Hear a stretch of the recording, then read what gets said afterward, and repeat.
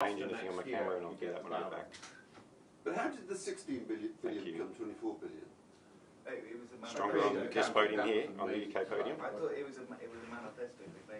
So the Sweden podium is not quite as strong. Yeah. 16 billion was just. That's what you're saying to me?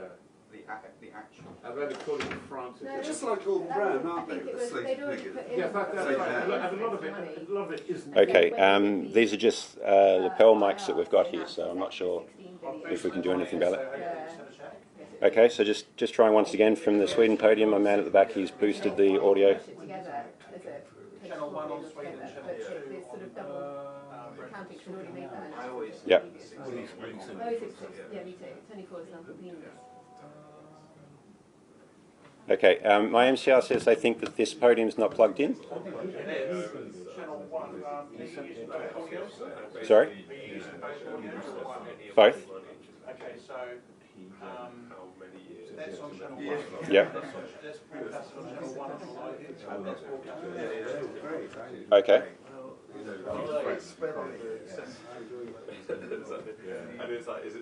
So, Michelle, just checking once again, is the audio okay here, or do we need an adjustment? Okay, so just talking from the Sweden podium once again, standing up here at the front, having a look at the camera. I did notice before that Channel 1 did look quite high, which would actually be this podium here.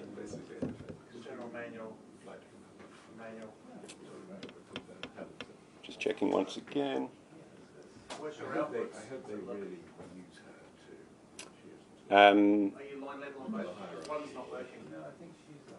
One's not working. I'm line on both. Yep. Sorry, I'm going to go back to my camera.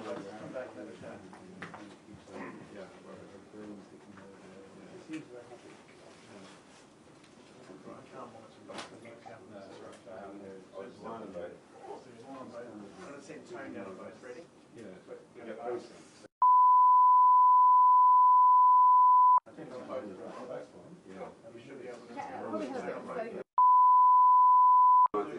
I would, but I just think that, you know, it's not making a piece, what am I getting? It doesn't make a piece. I mean, your threshold's a bit lower than my threshold. I know. Yes, that's our threshold.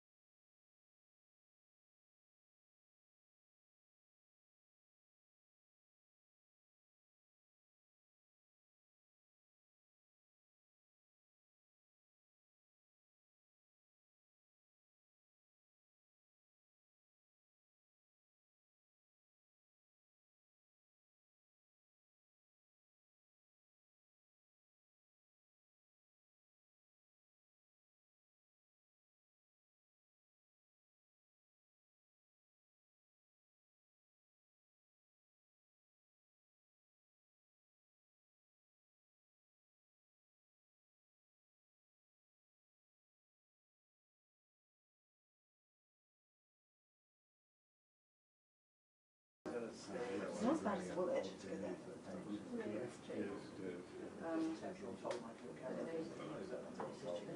I sort of feel like obliged to go.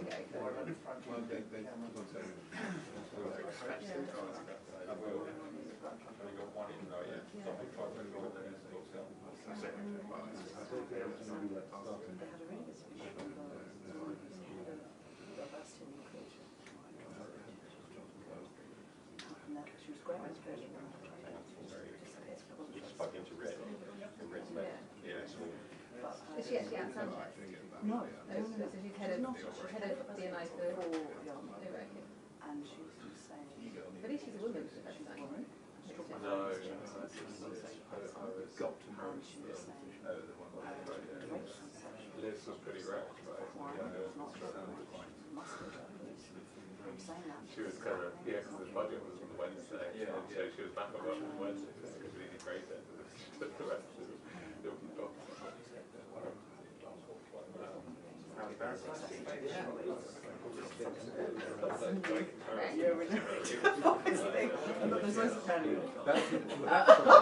was their mental assessment? Yeah, it's counterintuitive, yeah, because I can see in the liability and transparency. Are we sharing? Yeah, yeah. No, we're not really, are we? Let me share.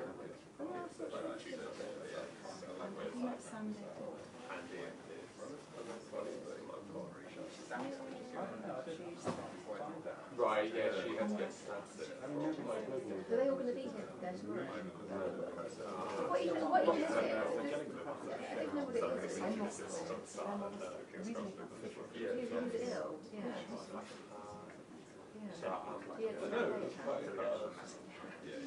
something that I feel like it happens again yesterday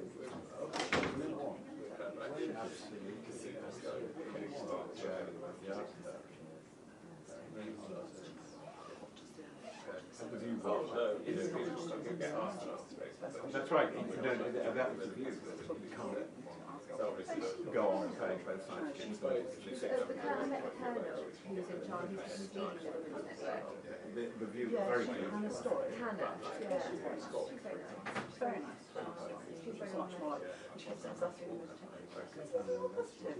And I suppose she was talking about women in the a little less smooth I'm consuming. I heard really bad stories. It's just that oh, actually, I'm going to take a bit more control over. yeah, she's very nice, very good, but she obviously takes the approach that we go something. Yeah, no, I got that impression. She's fine. Oh, I don't know. I find what was she called again?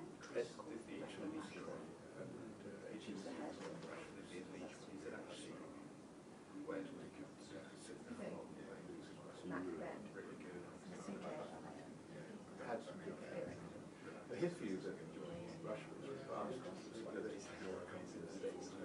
But it was weird because we were there. Was it just you guys were there? Yeah.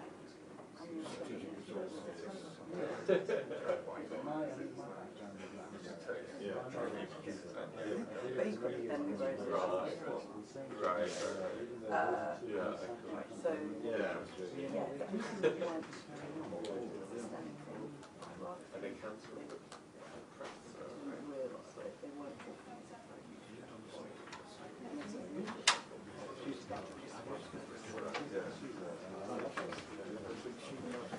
Hello. Morning. Hi, morning, morning. How do I do?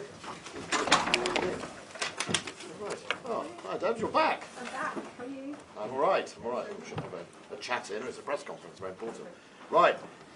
Welcome everybody, and I want to thank my Swedish colleague for coming to visit. Very important for us, our relationship with Sweden, and you know, Sweden has been at the heart of the JEF with us, one of our great friends in the 10-nation Nordic sort of alliance that we work together. I slightly joke, it's the doers. We are the grouping of countries that get on within the defence sort of lane and work together, plan together, exercise together. And it was way before the invasion of Ukraine by Putin, so it was a natural fit. And then, of course, we were both delighted when Sweden and Finland declared their intent to join NATO, which meant the whole of the JEF then becomes NATO countries, and we're working incredibly hard to make sure that Sweden is successful in its accession to NATO alongside Finland. We've also been delighted that we've been working together on a range of issues such as our purchase of the Archer long-range 155 artillery pieces. They are equipment that is made in Sweden in service with the Swedish armed forces, and it's a really exciting capability that we're delighted to be bringing into service as soon as possible, and in fact we'll be able to basically fill one of the vulnerabilities that we knew we were going to have in the middle of the decade before Putin invaded, and now that he has and we've adjusted it, allows us to fill one of those vulnerabilities in our deep fires. So I'm really excited by that prospect as well. And you know, I want to thank Sweden for its teamwork in leadership alongside us on Ukraine, both in the international fund. Sweden is one of the donors of that international fund that's allowed us to buy for Ukraine much of the much needed equipment, and indeed in gifting. Sweden, even as we speak, is not a NATO country, but is still at the forefront of its gifting to Ukraine. And by working together, I think we can make a real difference. And I'm very grateful for the leadership Sweden has shown in that region and in the GEF. Without further ado, I'll hand you to my colleague, Pål. Thank you very much, Ben. Thank you very much for hosting this meeting. Let me first say that Sweden and the United Kingdom are already very close partners, and we're becoming soon going to become allies, we hope, when Sweden and Finland will be joining NATO, and I think that's going to take our partnership even further. We very much appreciate, Ben, your and the United Kingdom's leadership in Northern Europe, and all the activities you're doing through the Joint Expeditionary Force is something that we greatly appreciate. We appreciate the leadership you exercise also within NATO when it comes to being responsible for a battle group in Estonia, and also the work you're doing on the Nordic group. So I think this is very good. Today's announcement, I think, is another stepping stone for us to deepen bilateral cooperation between Sweden and the United Kingdom on indirect fire and the Archer system, but this is also good for Ukraine, because we through our cooperation, Sweden is also sending Archer to Ukraine, and you are sending AS-90, and we can be also a gap filler for you. At the same time, we can also cooperate on everything from logistic maintenance and also spare parts and training, and so I think that's going to be very exciting. Lastly, let me also thank you also for your strong support for Swedish NATO membership. We greatly appreciate this, and we have a strong MOU dating back from last year when we have security cooperation, and this has been very reassuring for us. And during this pivotal time when we are invitee, but we're not full-fledged members of the alliance, you and the Royal Navy and your armed forces has been very active in our vicinity, exercising and training, and that provides real security for Sweden as well. So very grateful for that. Thank you very much. Thank you. Jonson.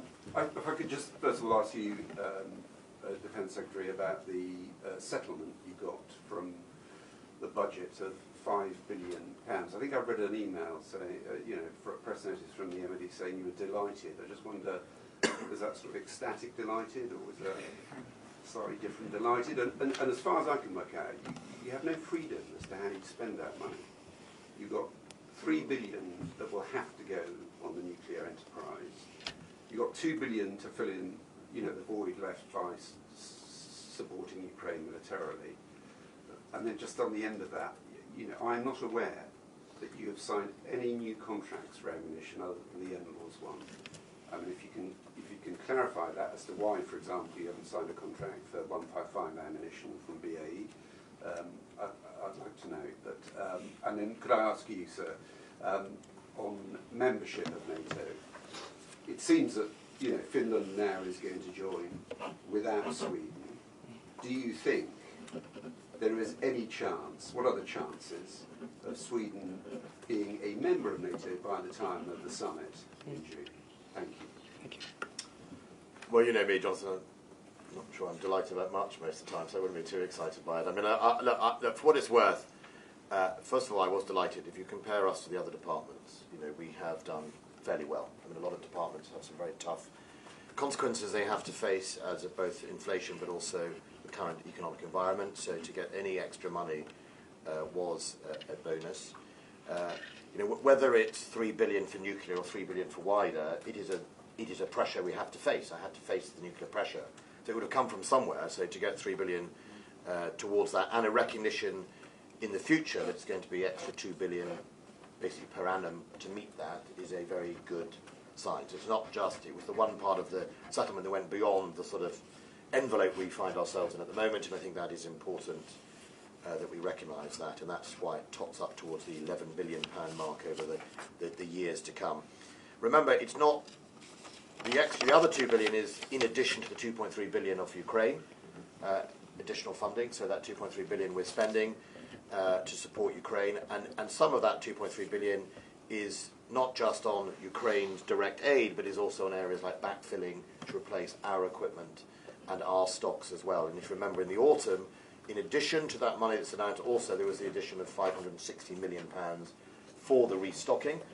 Apart from NLAWS, we also have an ongoing restocking of things like high velocity and low velocity missiles, the anti-air capabilities, And yes, you're right on the 155 to date right now. We haven't signed a contract. We're in the negotiation process of that. But just like the N-laws, it isn't the case there is a supermarket out there that you just press the button and place your order. What we discovered and the Europe has discovered in its supply chain is they all went to sleep years ago. So, for example, on the N-laws, getting a quote for a price was quite hard when some of the subcontractors didn't exist anymore. So if suddenly you say I'd like to buy 5,000 more N-laws, suddenly you have to go and find a new company that makes new optics or something like that. And so it's quite hard to get even that in place from the manufacturer's point of view. What I can say is we issued letters of comfort to say we're definitely going to be buying to help stimulate that private sector investment. And secondly, we are in a process now of getting closer to placing those contracts in 1 year. 1 year the war's been going on. Yeah, but Jonathan, supply chains that have been asleep for 10 years. I mean, this is the reality here, that what has been exposed across Europe is many of these supply chains have been asleep for 10 years, maybe even 20. Let's say when you go and buy an order of missiles, the manufacturer places the orders for all the subcontractors, all the components. Once it's fulfilled its order, unless you are guaranteeing to keep buying and topping up missile after missile after missile forever, even if you don't use them, they will switch to do something else. So I think that's the reality of it. I can pretend that we should have done it immediately, but you didn't get a price immediately. I mean, I was, alongside many other people, shouting for why haven't we done it. The simple reality is some of these components you have to resource or remake, and that takes time. But ultimately, we have started the restocking of our ammunition at the same time of continuing to gift to Ukraine to stock up their piles as well to do that. Well, on the NATO issue, let me just say that 28 out of 30 allies, of course, ratified their application in a record pace within 4 months, and we're very grateful for the support we've been getting for our process as well. Then, of course, 2 member states are still pending ratification. We're respectful that only Turkey can make Turkish decisions, only Hungary can make Hungarian's decisions. Now, we think it would make sense to have us in within the alliance because we think we have assets and capabilities to make NATO stronger, and we think it will also be helpful for NATO's common defense planning if we're fully integrated into alliance, because we can also provide the alliance with strategic depth. And therefore, I think I'm glad that Finland are joining NATO, and we started this process hand in hand, and of course we want to finish this as well together. And I think if we could get into the Vilnius summit, I think it would be good for the alliance as well, because Vilnius is going to be a transformative moment for the alliance now, as it's being strengthened, and they're reviewing now the command and control structures and the force calls.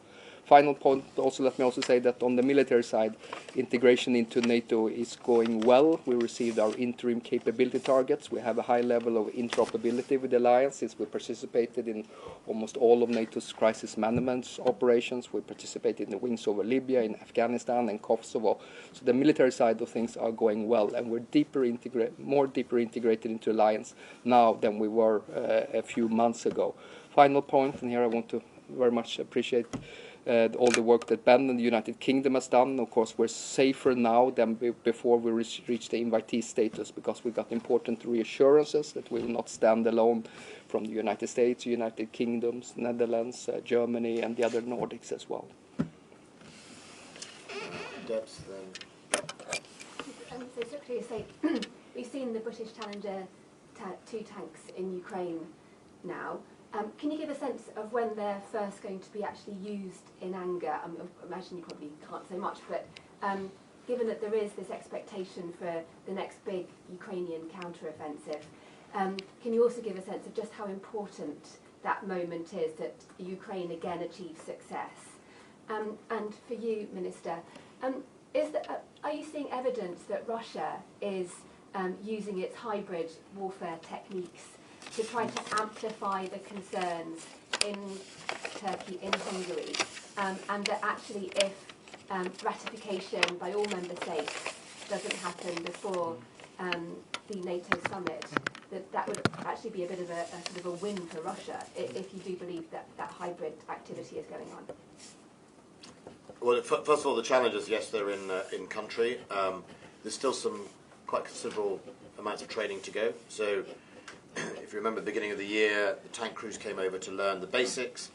They've then been taught how to fight. They've been taught how to apply sort of more combined arms capability.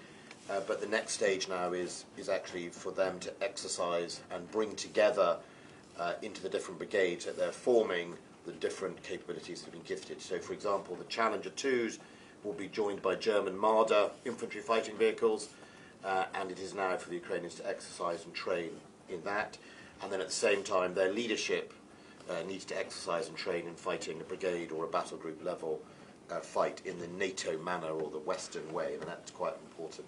So I can't speculate on when, where, or how any offensive may happen, but I think it is no secret that Ukraine is keen to start the process of rolling back Russian forces in the conflict. Obviously, the Russian forces are making almost no progress whatsoever, suffering huge casualties for whatever pieces of ground they do take, and the Russian forces have some really significant and deep systemic problems at the moment in their efforts. The latest US sort of assessments that I've seen now put casualty figures over 220,000 of dead or injured. That's not our assessment, but you know, I'll give you that sort of caveat. I think what it shows is the direction of travel of huge losses of Russians continue for no gain whatsoever, and that's why I would continue to urge them to withdraw from the sovereign territory of Ukraine. But look, there's still some way to go. Just having the tanks, being able to drive them is one thing. You've got to be able to combine them with the rest of the forces. That is ongoing. The UK will assist the Ukrainians, as will other international partners, in delivering on that as well. And just briefly on Sweden's accession to NATO, I'm optimistic, actually, that by Vilnius, of course, we have right now a Turkish general election. That of course, puts some pause on any process. It would put pause on anybody's foreign policy progress. That's just the reality of Purda, etc. But in my discussions over the last few weeks and months with both my Turkish defence counterpart and indeed other leaders in the Turkish security apparatus, I think there's a genuine recognition by Turkey of how far Sweden has moved on areas like the PKK, tackling the terrorism, the changes of the legislation, which I think is actually very significant and actually goes further than, funnily enough, many other NATO members have done so far. So I think there's a recognition in the Turkish system to do that. But we will continue to press Turkey to allow and support Swedish accession. I think that's the right thing to do. It's the right thing for all of NATO, and it's the right thing to send a message to Putin. Okay. Just on hybrid methods, certainly Russia has exposed Sweden to hybrid methods as well over time. That be disinformation, misinformation, sometimes cyber attacks and other non-kinetic factors. And we're working hard right now on establishing new structures to enhance our resilience. We have a new National Security Council, which we looked very much at the UK model. We have a new National Security Advisor, and also drafting a new national security strategy as well to enhance our resilience. I have no indications of any kind of connections between Hungary, Turkey and Russia, so I don't know anything. What I can tell you is that we have a trilateral MOU between Sweden, Finland and Turkey, and Sweden is working very hard in order to implement that agreement, and we stick to that agreement very much, and we are hopeful as well, because Secretary Jens Stoltenberg has said that his assessment is that we're ready to join the alliance, and as I said before, we have a high level of interoperability, and we think we can become security providers when we join the alliance. Good. Over there, and then Jonathan, and then you, George, after you. Okay, cool. Alistair Smouth from Reuters. Secretary of State, on longer range weapons for Ukraine, what's currently under consideration are Storm Shadows on the agenda, and so Minister Jonson, what would be sort of the practical effects of a delay to the expected pass Vilnius, both with cooperation with NATO, but also cooperation with Finland? Obviously, you've got a cooperation which might be impacted if Finland's a member and Sweden so on. Well, I'm not going to go into what we consider the potential next steps, other than to say we've always said we'll stand by Ukraine's needs and requirements, and where we think there's an opportunity to go further, we will, but obviously subject to the behaviour of countries like Russia and how it behaves on the battlefield. I was always very clear, if you remember, we chose to put in the Star Street anti-air missile after Russia started bombing civilian areas and doing that early on, and it was the right response to say, yes, we're doing NLAWs, but you start doing this to civilian areas and critical national infrastructure, then your response, we will unlock some more capabilities. Of course, the UK has other weapon systems in its arsenals. We obviously are open to looking at those as an option, but for now, the public announcements of the packages we've made are where we stand, but nothing is off the table. As I said initially, we're safer now than before we applied, because when we reached our invitee status, we got this very important security reassurances from the United Kingdom and the United States and so forth. Now, if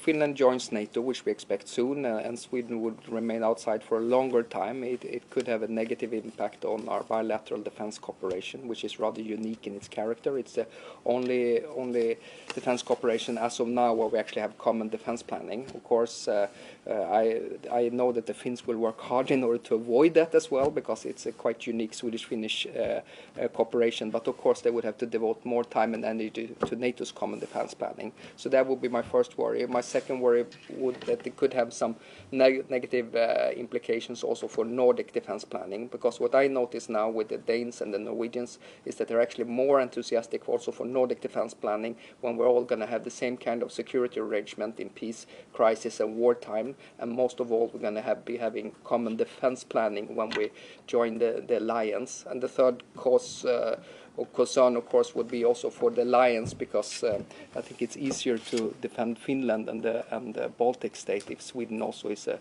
full-fledged member of the alliance, because we can provide strategic depth to the alliance. So I think those would be some of my concerns on the defence planning side if we ain't able to join by Vilnius. Someone from Swedish media?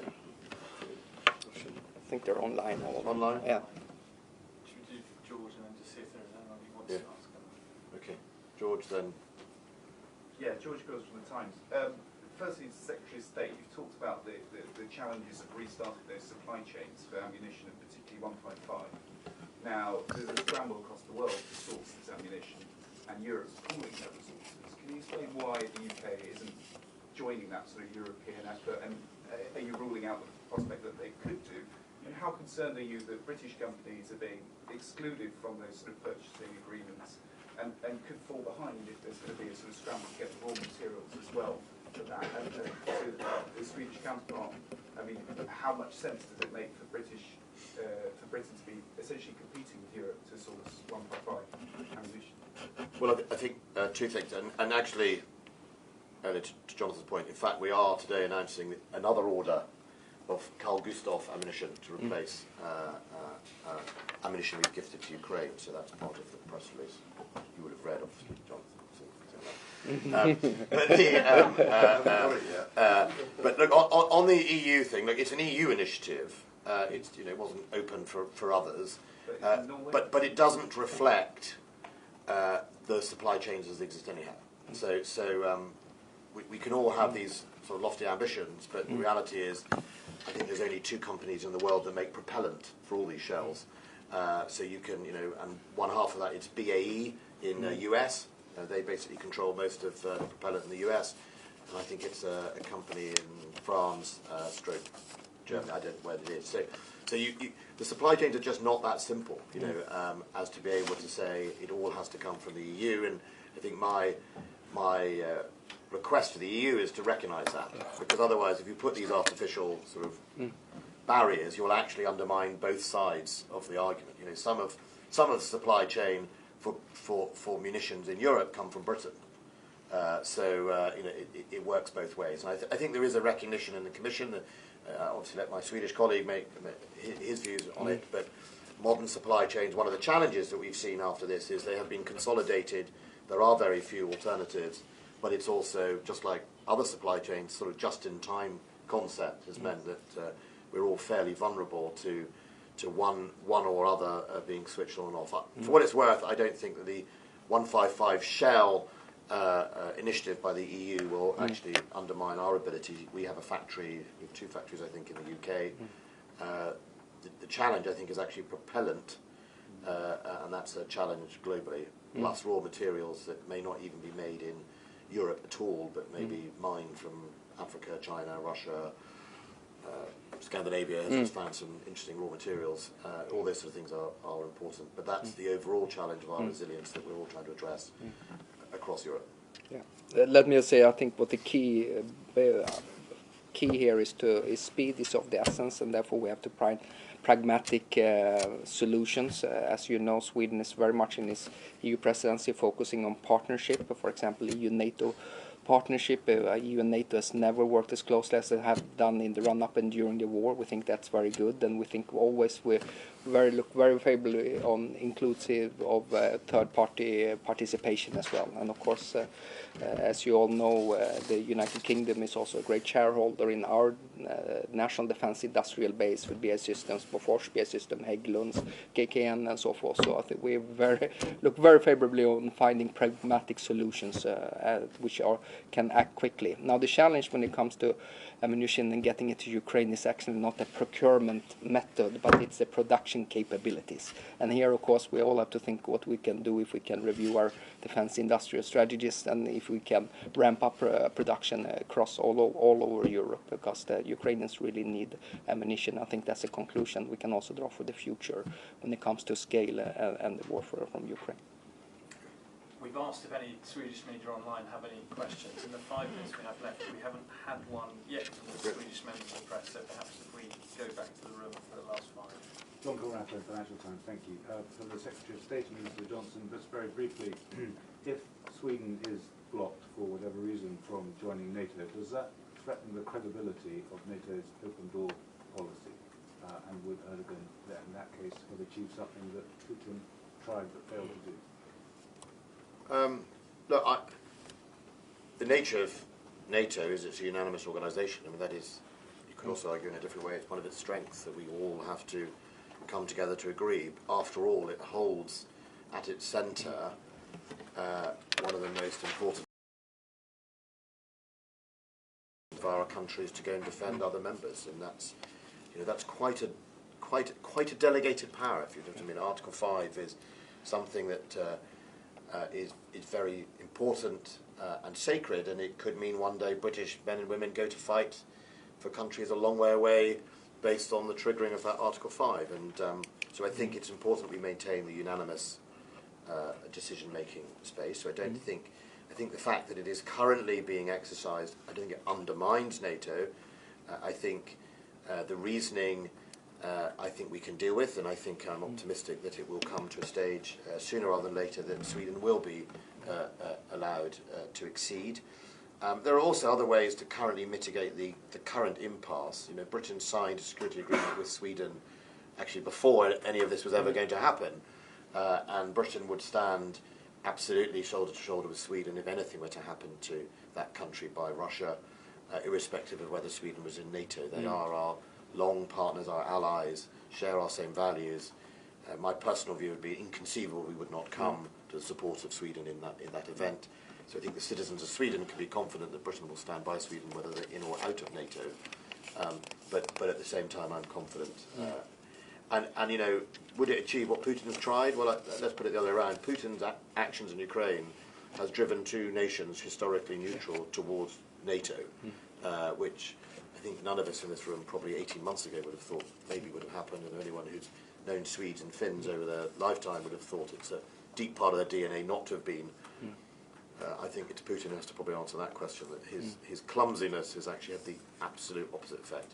And whether it's this week, this month, or next year, I think Sweden will be in NATO.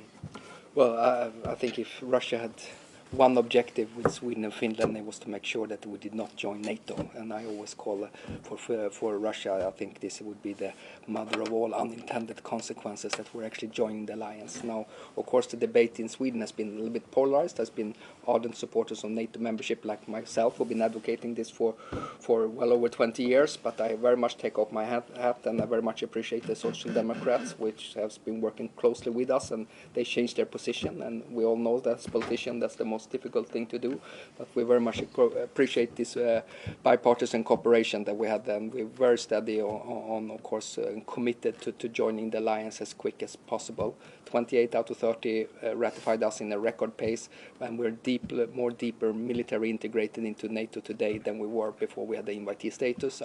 I'm able to participate in pretty much all the NATO working groups that we have, except for the nuclear planning group, and we also I'm able to go to NATO ministerials, and we feel welcomed into the alliance. So then, of course, we want to be full-fledged members, so we can have also enjoy Article 5 and also NATO's common defense planning and actually be a security provider to the alliance, but we're much better off now than before we reached the invitee status, because all 30 allies gave us the invitee status. And then my interpretation would be that it's not if we're going to join, but when. But at the same time, we're respectful, of course, of the sovereign decisions of the parliaments in Hungary and in Turkey. Good. Thank you. I think the Swedish delegation. Do you have time? Robert, sure. When you want to start. Yeah.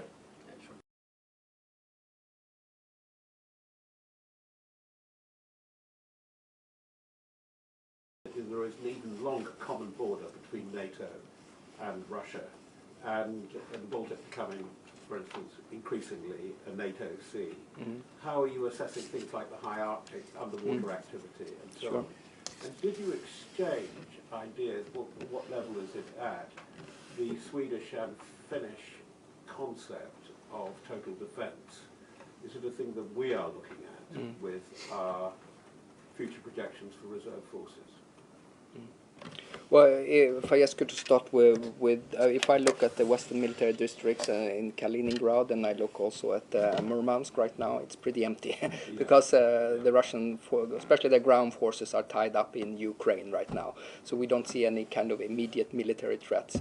We know over time, of course, they invested quite heavily into remilitarizing the Arctic and taking back all positions where they used to have up in the Arctic. And I think that our long-term assessment is that we need to keep our powder dry, and we expect Russia eventually, within a few years, to reconstitute themselves and adapt to the fact that Sweden and Finland are then going to be inside NATO, and therefore it's very important that we both are aware of Article 3 inside the Washington Charter, who obligates you to have a strong national defense, but also that we can contribute to Article 5 and NATO's common defense.